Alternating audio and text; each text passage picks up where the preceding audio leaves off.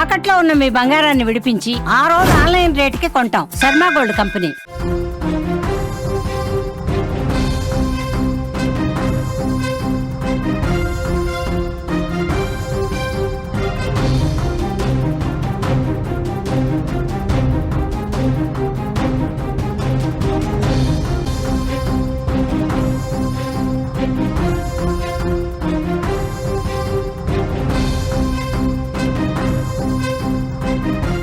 మరో big breaking news చూస్తున్నాం. జమ్మూ కాశ్మీర్లో క్లౌడ్ బరస్ట్ ఎన్నో కుటుంబాల్లో విషాదాలు నింపిందని చెప్పుకోవచ్చు. మరికొందరు చీకటి రాత్రులు మిగిల్చింది. కొండలో ఆకస్మిక వరదల కారణంగా ప్రాణాలు కోల్పోయిన వారి సంఖ్య 60కి చేరుకోగా వందలాది మంది ఇంకా శిథిరాల కింద చిక్కుకున్నట్లుగా కూడా national conference chief Farooq Abdullah అంటున్నారు.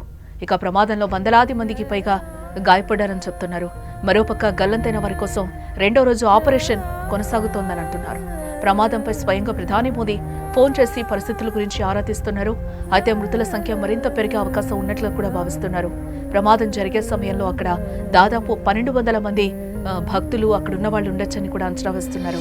ఇప్పటికే రెస్క్యూ ఆపరేషన్ ముమ్మరంగా చేయడంలో భాగంగా ఎన్డీఆర్ఎఫ్ బృందాలు అక్కడికి చేరుకున్నాయి. ప్రతికూల వాతావరణం కారణంగా హెలికాప్టర్లు వెళ్లడం లేదని అధికారులు చెబుతున్నారు. దీంతో సహాయక బృందాలు రోడ్డు మార్గాన్ని ఎంచుకున్నాయని అంటున్నారు. పోలీసులు, ఎస్డీఆర్ఎఫ్, స్థానిక స్వచ్ఛంద సంస్థలతో పాటు దాదాపుగా 300 మంది సైనిక బృందం రెస్క్యూ ఆపరేషన్లో నిమగ్నమయ్యారు. ఇప్పటి వరకు లభ్యమైన మృతదేహాల్లో 21 మందిని గుర్తించినట్లుగా అధికారులు వెల్లడించారు. ఇక జమ్మూలో నిన్న మేఘ విస్ఫోటనం విరుచుకుపడింది. ఆకస్మికంగా వచ్చిన వరదల కారణంగా మాతాదేవి దర్శనానికి వెళ్తున్న యాత్రికులు వరదల్లో గల్లంతయ్యారు. ఒక్కసారిగా వచ్చిపడిన ఆకస్మిక వరదతో అనేక మంది ప్రాణాలు కోల్పోయారు.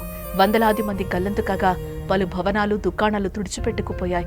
వరదల కారణంగా తీవ్ర విషాదం నెలకొనడంతో మజైల్ మాతా దేవి యాత్రను నిలిపివేశారు. మనం విజువల్స్ లో కూడా చూడొచ్చు. అక్కడ రెస్క్యూ ఆపరేషన్ ముమ్మరంగా కొనసాగుతున్నట్లు కూడా తెలుస్తోంది. శిథిలాల కింద ఇంకా మృతదేహాలు లభించే అవకాశాలు కనిపిస్తున్నాయని కూడా చెప్తున్నారు. అక్కడ మృతదేహాలు కూడా ఛిద్రమైపోయిన స్థితిలో మృతదేహాలు ఉన్నట్లుగా కూడా రెస్క్యూ ఆపరేషన్ సిబ్బంది అయితే చెప్తున్నారు. అక్కడ మొత్తం కూడా బీతావహ వాతావరణం అలుముకుందని కూడా చెప్పుకోవచ్చు.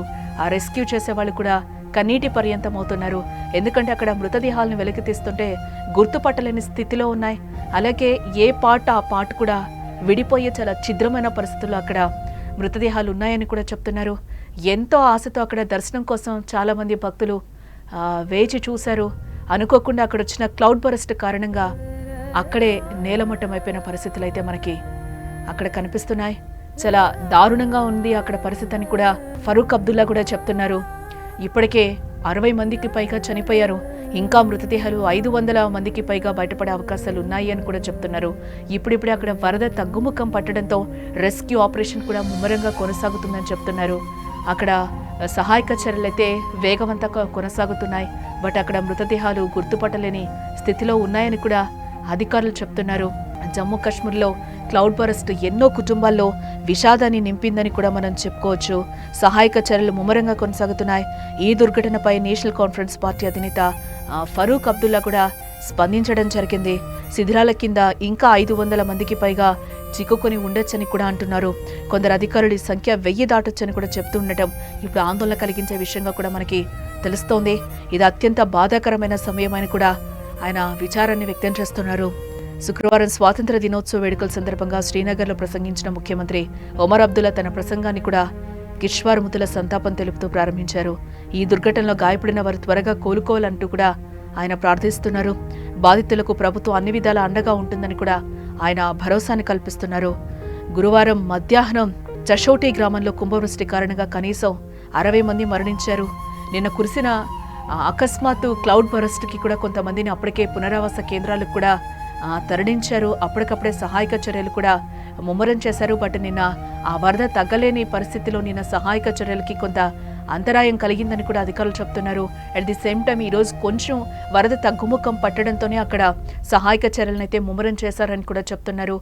ఈ నేపథ్యంలోనే 60 మందికి పైగా మృతి చెందారు. ఇప్పటికే ఇంకా కూడా మృతదేహాలని వెలికి తీస్తున్న పరిస్థితులు కనిపిస్తున్నాయి. అక్కడ 500 కూడా కాదు, ఇంకా 1000 మృతదేహాలు బయటకొచ్చే అవకాశాలు లేకపోలేదు అని కూడా అక్కడ అధికారులు వివిధ రకాలుగా స్పందిస్తున్నారు. ఎందుకంటే అక్కడ సిచ్యువేషన్ ఆ విధంగా ఉంది కాబట్టి 500 కాదు, 1000 కాకపోతే ఇంకా పెరిగే అవకాశాలు అవకాశాలు కూడా చాలా ఉండొచ్చని కూడా అంటున్నారు. ఎందుకంటే అక్కడ క్లౌడ్ బరస్ట్ జరిగే సమయంలో 1200 మందికి పైగా భక్తులు ఉన్నట్లు కూడా మనకి అధికారికంగా తెలుస్తుంది.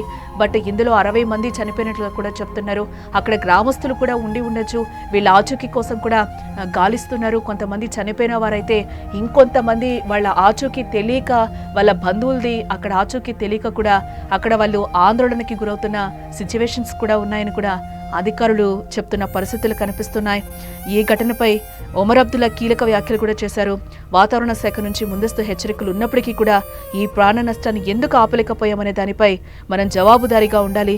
విలువైన ప్రాణాలను కాపాడటంలో ప్రభుత్వం, పరిపాలన యంత్రాంగం వైఫల్యం చెందిందా అనే కోణంలో కూడా ఆత్మ పరిశీలన చేసుకోవాలని కూడా ఆయన ఆ విధంగా చెప్తున్న సంఘటన మనం ఒకసారి గుర్తు చేసుకోవచ్చు.